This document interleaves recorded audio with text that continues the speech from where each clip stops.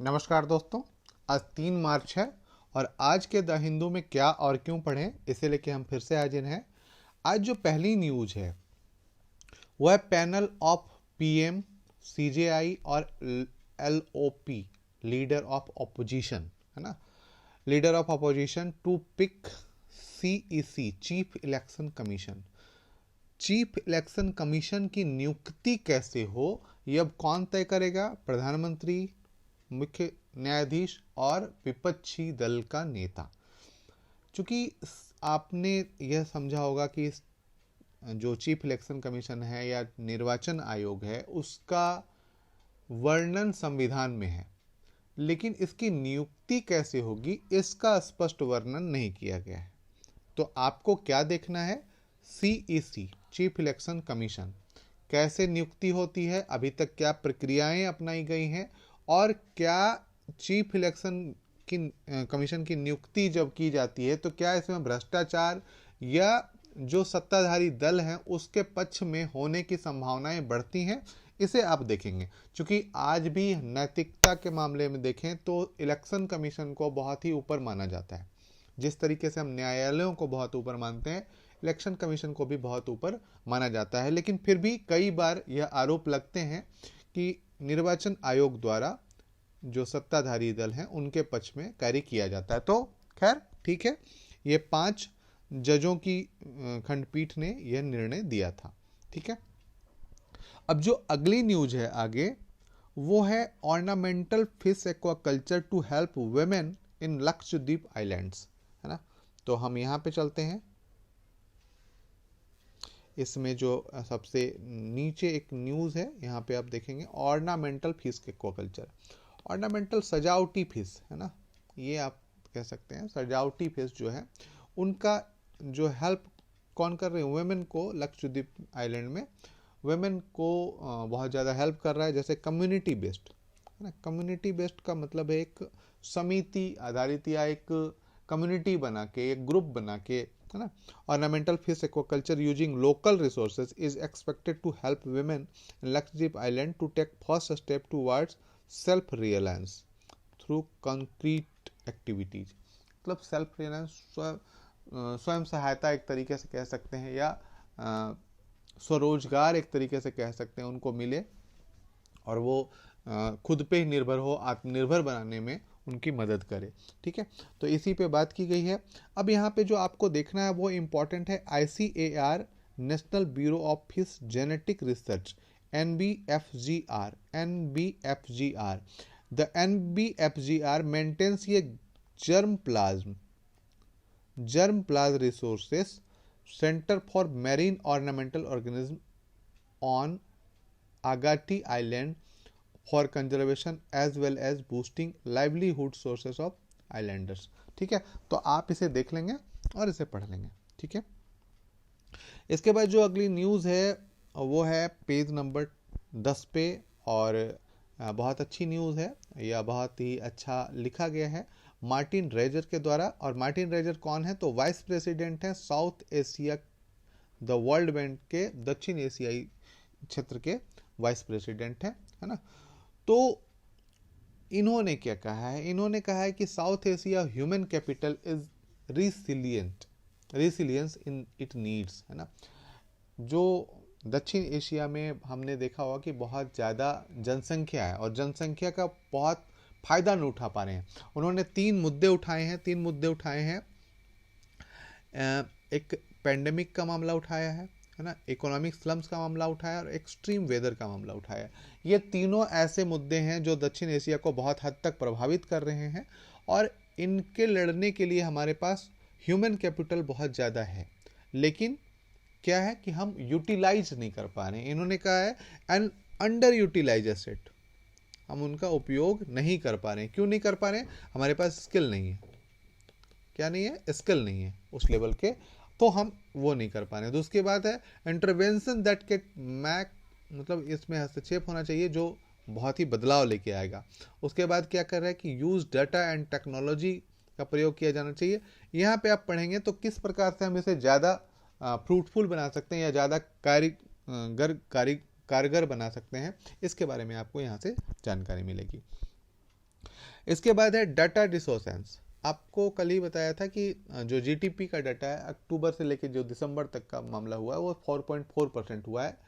इसी पे पूरी की पूरी बात की गई है। एनएसओ डाटा है, आपको मैंने कहा था कि एनएसओ आप देख लेंगे, एनएसओ देख लेंगे, नेशनल स्टैटिस्टिकल ऑफिस जो होता है वो आप देख लेंगे उसे, ठीक है। वो क्या होता है, सीईए कौन होते हैं, तो इसके बारे में आप थोड़ी जानकारी ले लेंगे, बाकी आंकड़े से कोई मतलब बहुत नहीं है। इसके बाद है the after math of Sri Lanka economic crash, है ना, ये पेज नंबर 12 पे है। और ये एक श्रीलंका की भयावह तस्वीर दिखा रही है, चूँकि भारत के 3 पड़ोसी श्रीलंका, नेपाल और पाकिस्तान, इवन बांग्लादेश को भी कह लें तो उसी तरीके से, मालदीव को भी कह लें तो उसी लेवल पे है, तो ये जो है इकोनॉमिक क्राइसिस से गुजर रहे हैं। आर्थिक जो दिक्कतें हैं इनको बहुत तेज़ी से खाई जा रही है।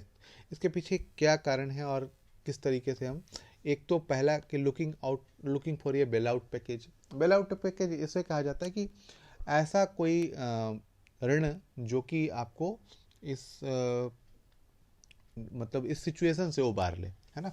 उसके बाद है टैकलिंग करप्शन, भ्रष्टाचार को नियंत्रण, और फूड इनसिक्योरिटी, खाद्य सुरक्षा। ऐसी चीज़ें उभर के सामने आती हैं जब देश जो है आर्थिक रूप से बदहाल होता है, तो खाद्य असुरक्षा जैसी चीज़ें बहुत तेज़ी से उभर के सामने आती हैं। और ये बहुत मैं रखता है, चूँकि मैंने इसलिए दिया है आपको कि आप इससे समझ सकें कि कोई भी देश जब आर्थिक परिस्थितियों का शिकार बनता है तो उनके सामने क्या क्या चुनौतियां आती हैं, क्या कौन कौन से सिचुएशन उपस्थित होते हैं, ठीक है। तो आप यहाँ से ये देख लेंगे। उसके बाद है division between the west Russia China derail a joint statement at G20 meeting. ये अगले ही है, division between the west Russia China derail पटरी से उतर गई, ये joint statement at G20 meeting. Bharat में G20 की मीटिंग हो रही है और जो पश्चिम में यूरोप और अमेरिका, और दूसरी तरफ रसिया और चाइना जो बीच में क्रैश चल रहा है, इनके कारण जो एक संयुक्त वक्तव्य या संयुक्त स्टेटमेंट निकलने वाला था, जॉइंट स्टेटमेंट निकलने वाला था, वो काफ़ी दिक्कतों का सामना करना पड़ रहा है। तो इसी पे बात की गई है, आप ये देख सकते हैं।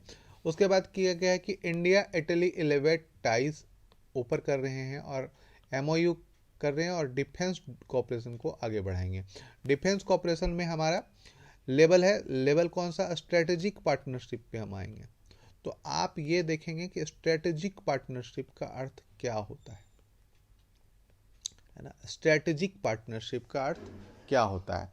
उसके बाद रायसीना डायलॉग की बात की गई है, विदेश मंत्रियों की बैठक होती है, और चूंकि विदेश मंत्रालयों की बैठक साउथ ब्लॉक में, हमारा विदेश मंत्रालय साउथ ब्लॉक में है और रायसीना पहाड़ी के ऊपर है। जो राष्ट्रपति भवन है, राष्ट्रपति भवन के ठीक नीचे नॉर्थ ब्लॉक और साउथ ब्लॉक है। साउथ ब्लॉक को विदेश मंत्रालय के नाम, विदेश मंत्रालय का जो कार्यालय है वो साउथ ब्लॉक में है और वहीं पे मीटिंग्स की जाती है। और इसके कारण से, रायसीना पहाड़ी के कारण से इसे रायसीना डायलॉग के नाम से जानता है। यहाँ पे एक और चीज़ें बता देता हूँ, जो रायसीना पहाड़ी है वो अरावली का विस्तार है। आप ध्यान रखें मैंने क्या कहा, वो अरावली का विस्तार है, तो इसे आप ध्यान से देखें। मे बी रायसीना डायलॉग है तो यहाँ से पूछ सकता है क्वेश्चन कि रायसीना पहाड़ी जो है वो अरावली क्षेत्र का विस्तार, या किसी भी तरीके से घुमा फिरा के पूछ दें यहाँ से क्वेश्चन, ठीक है। उसके बाद है India China discuss LAC situation, Jaishankar meet on counter. जो चीन के विदेश मंत्री हैं वो आए हैं और मिले हैं और वहाँ पे मामला उठाया गया है, उसी पे बात की गई है, ठीक है।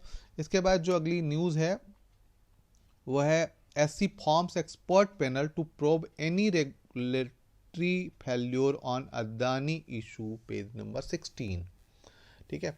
तो यहाँ पे देखेंगे कि सुप्रीम कोर्ट ने एक एक्सपर्ट पैनल का गठन कर दिया है, और किसके जांच के लिए, तो रेगुलेटरी फेल्योर, कोई भी नियामक फेल्योर होता है तो अडानी इशू पे, उसके लिए एक एक्सपर्ट पैनल का गठन कर दिया गया है, ठीक है। उसके बाद है पेज नंबर 17 में, और ये बहुत छोटी न्यूज़ दी गई है लेकिन बहुत ही इंपॉर्टेंट न्यूज़ है। अमेरिका ताइवान को F-16 बेचेगा। ये बहुत ही उन्नत लड़ाकू जहाज है और F-16 के लिए ये टाई अप कर रहा है। एक तरफ तो अमेरिका कहता है कि हम वन चाइना पॉलिसी का पालन करते हैं, और दूसरी तरफ वो चीन ताइवान से अपने कारोबारी रिश्ते, अपने सामरिक रिश्ते बढ़ा रहा है। तो ये कहीं ना कहीं दिखाता है कि चीन जो है, ये ताइवान जो है अमेरिका के साथ रिश्ते बढ़ा रहा है, और अमेरिका जो है चीन की एक चीन नीति उसका पालन नहीं करता है। ठीक है, तो यहाँ से आप देखेंगे, और एक चीन नीति आप इसको जरूर देख लेंगे। एक चीन नीति क्या है तो आप इसे जरूर जानेंगे, तो ये आपको बेहतर समझ में आएगा थोड़ा। इसके बाद है जीडीपी ग्रोथ में beat 7% this financial year, CEA है ना, फिर से सीईए आ गए हैं।